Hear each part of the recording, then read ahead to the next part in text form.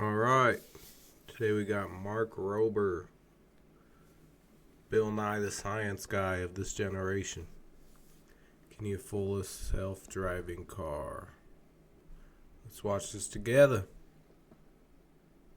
I'm in my Tesla on autopilot going 40 miles an hour towards a fake Wile E. Coyote Roadrunner painted wall. Please stop. Please stop.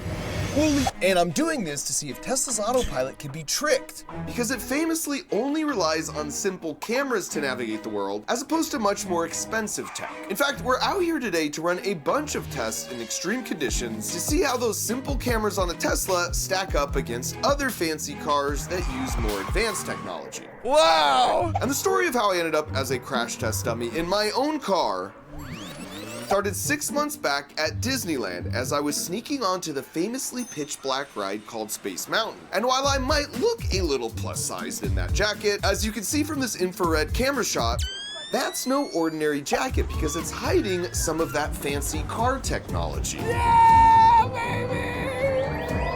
Yeah! 43 million people ride Space Mountain every year, but unlike a famous ride like Colossus, Space Mountain is in near total darkness, meaning no one knows what the ride actually looks like, which as far as I'm concerned, needed to be fixed with a special undercover operation. True story, I have been wanting to make this video for over 20 years, way before I had a YouTube channel, because I would come to Disneyland and just be like, someday the technology will be there so we could map out what Space Mountain actually looks like. So this is a very big moment for me. Now, it's common knowledge, every good undercover operation worth its salt needs a 3-step plan. For me, step 1 would just be getting into Disneyland with my tech through their famously tight security. And if I managed to do that, step 2 would be making it through the park, avoiding any security guards on my way to Space Mountain. And finally, for step 3, I would need to sneak onto the ride itself while avoiding any suspicion to make my childhood dream come true. And if all this seems like overkill, let's just say I have a bit of history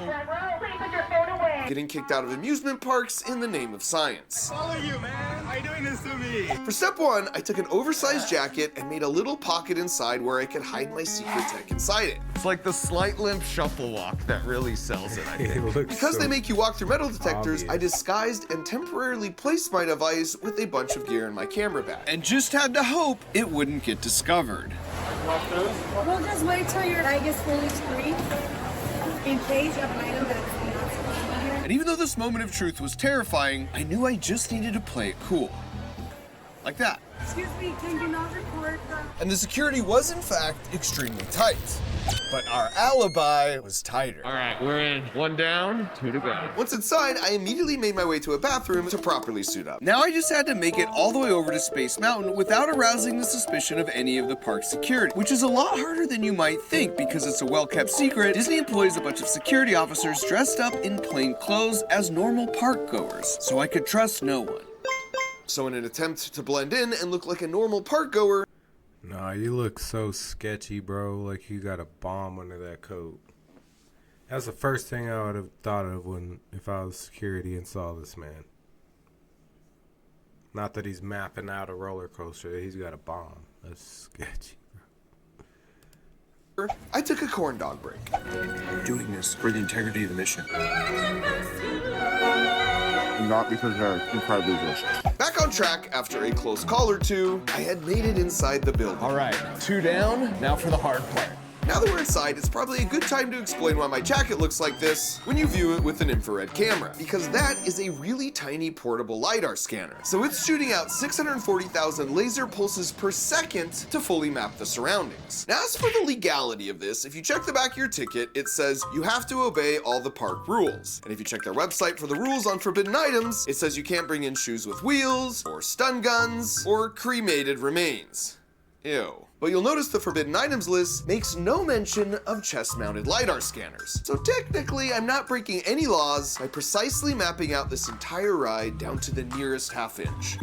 Don't blow this, Rober. We got this. And so after sneaking past the last of the ride security, I was finally in place. And this is probably a good time to point out that the final boss here in this control room, watching all the infrared see-in-the-dark cameras, was the one I was most afraid would shut down the whole operation. Because when we tested this out to see how inconspicuous the LiDAR would be, as you can see here, Not very, as it lights up the whole place like a Christmas tree. By the way, you should know LiDAR stands for light detection and ranging, whereas radar is radio detection and ranging. Basically, it's like having a bunch of laser pointers inside this shell shooting all around the room. And each time you fire one of them, you then see how long it takes for you to see it hit the object it's pointed at. And since we know the speed of light, if we measure that time, it will tell us how far away the object is. For example, it will take twice as long to detect the laser point on an object that's 20 feet away as opposed to an object that's 10 feet away. But how could the sensor possibly keep track of 640,000 laser pulses firing all out at once? Well, it turns out, amazingly, they actually happen one after another. So the sensor only has to keep track of one pulse at a time. And this works because the speed of light is so fast, in fact, if you slow time way down, so the time it takes a laser to hit an object is 4 slow-mo seconds, then you can wait 30 minutes on that slow-mo time scale before sending the next pulse. So it's actually really easy for the sensor to know exactly which laser pulse it's measuring, even if that happens 640,000 times in a single second. And with that, it was time for the execution phase of Secret Undercover Operation Mousetrap. Let's go!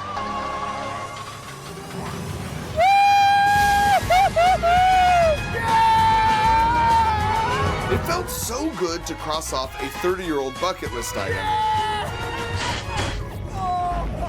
But just as I feared, as our exact cart pulled back into the station, they stopped the ride and announced it was being locked down. All flights have been put in a holding pattern. Stopped the ride. Which meant I was about to have an unscheduled appointment with a bunch of dudes with muscles much bigger than mine. But as it turns out, it was an unrelated power issue, which meant this was a mission accomplished. That's like a dream come true. Before I even had a YouTube channel, I wanted to do that. And the only critical oversight of the whole operation was forgetting they took those dumb keychain photos at the end of the ride, leaving behind some very incriminating evidence at the scene. I forgot to put it away. That's so awesome. That's Harrison, by the way. And he started the company that makes these super small portable LiDARs. So after mapping out a few more rides like Haunted Mansion, let's go, and continuing my painstaking efforts to blend in, we headed home so Harrison could process all the data. And a few days later, he did not disappoint. This is from the LiDAR you were wearing on your chest. Get out of here. All of this is totally in the dark. Now what's really cool is we can visualize what was recorded as the ride progresses. And so as you can see here, you get a sense of what the LiDAR was seeing in real time as the ride progressed on. But what's even cooler though is we can now use that data to make an actual tabletop 3D model of Space Mountain with the help of our army of 3D printers. Which meant for the first time ever, this question marks days were numbered. Got it. So while the 3D printers were hard at work, we also reviewed the data we captured from the Haunted Mansion ride, where we made two super interesting discoveries. The first is that the initial room they take you in is really just a fancy elevator so they can get you underground to transport you to the real ride, which actually isn't in this house at all. Because when you go down this hallway, you're walking under this hill you see here. So by the time you load onto the ride, you're totally outside the park. But if that's true, there should be some evidence for this besides our scan. And sure enough, there is. Because if you look back at this shot of the hill, you can actually see just the corner of some kind of large building. And if you check that answer on Google Maps, you can see this entire massive above ground warehouse where the ride actually takes place that matches up perfectly with our LiDAR scan, which is just super clever engineering by the super talented Disney Imagineers. And the second discovery is they use a lot of super thin, nearly invisible curtains they project on that create a lot of the illusions like these flying ghosts. And while your eye might get fooled, as you can see here, there's no hiding from the LiDAR scan. And so you can imagine there are some incredible real-world applications for this LiDAR technology. Like every day when your phone scans your face to unlock itself, or when archaeologists use it to find lost ancient cities from the sky, or for example, in cars. And as you might have guessed, this car automatically saved itself from crashing because it uses a LiDAR sensor, which as you can imagine, would have saved Wile E. Coyote a lot of pain over the years.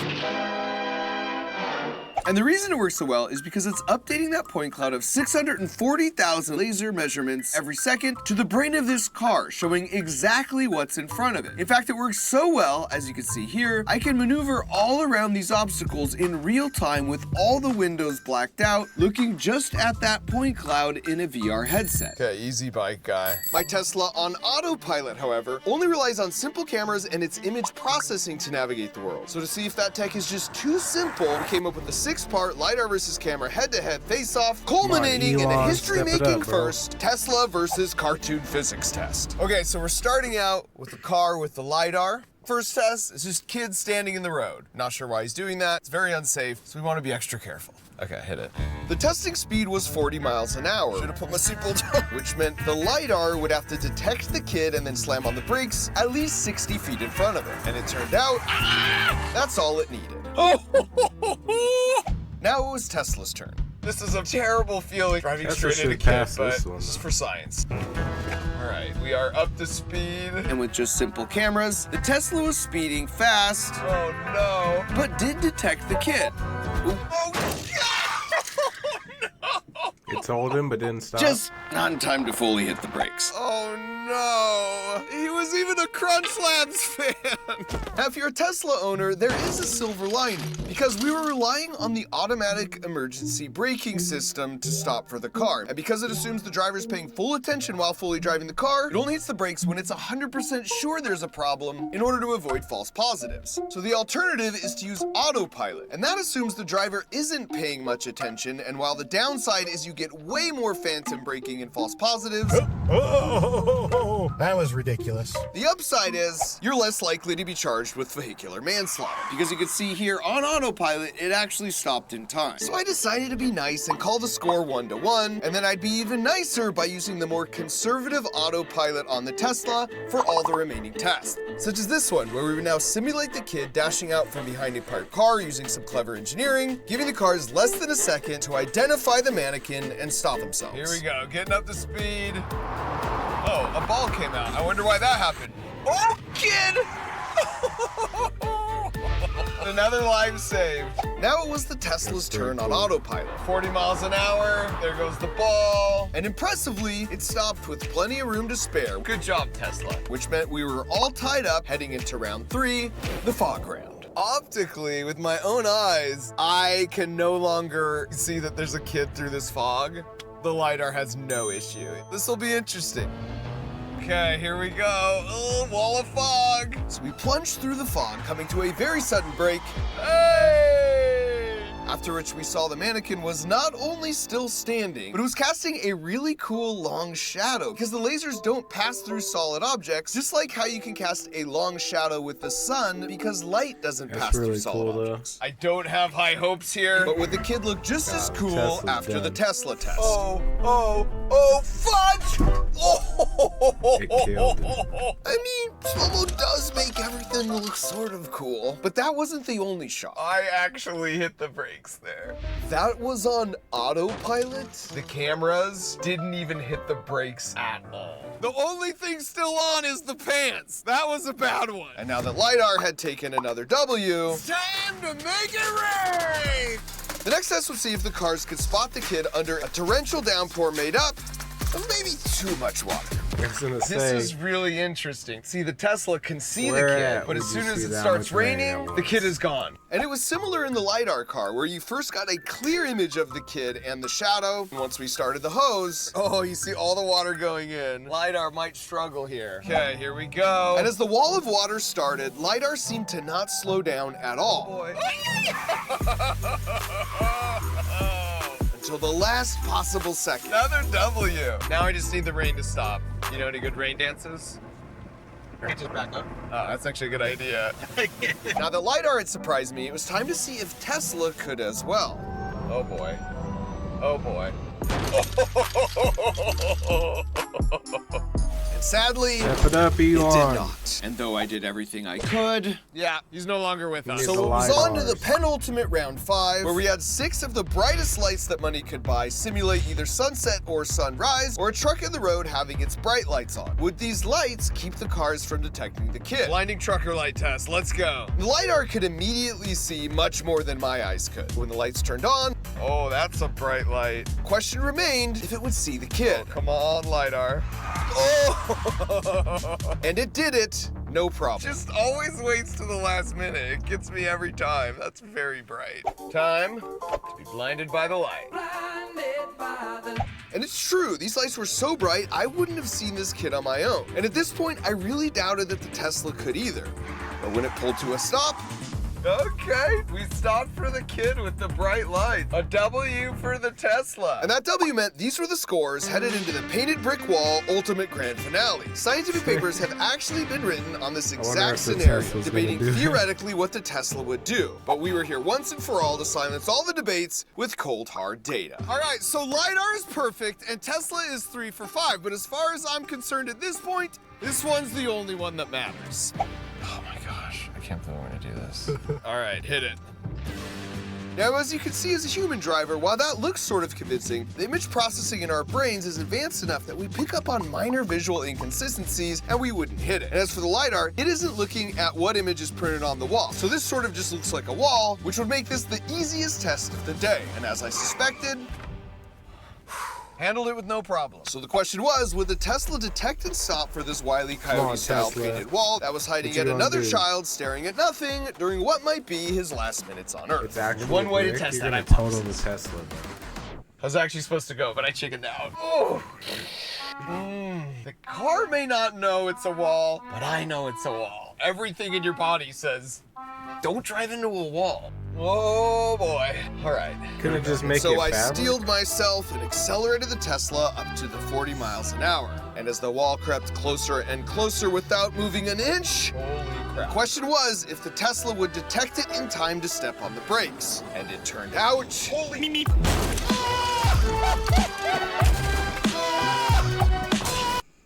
Alright, Elon, you gotta get it together, bro. That thing ran right into the freaking wall. People are paying hundreds of thousands for your cars, bro. I know you got the money for it. Come on, man.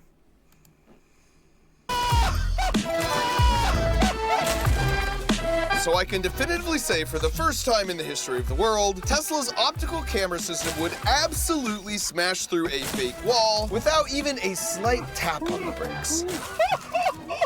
My heart is gonna beat out of my chest. Turns out my Tesla's more Wile E. Coyote and less Roadrunner. Sorry, little fella. Looks like we lost 2 arms and a head. Not sure that's salvageable. I think I might Uber home. But that's not all, folks, because while LiDAR proved itself the superior car technology, could it actually deliver on the dream of 14-year-old Mark Rober and map out Space Mountain well enough for me to make a scaled 3D printed model? And after 30 years of waiting, I'm happy to report, for the first time ever, this is what the Space Mountain track actually looks like. Wow. This is so cool.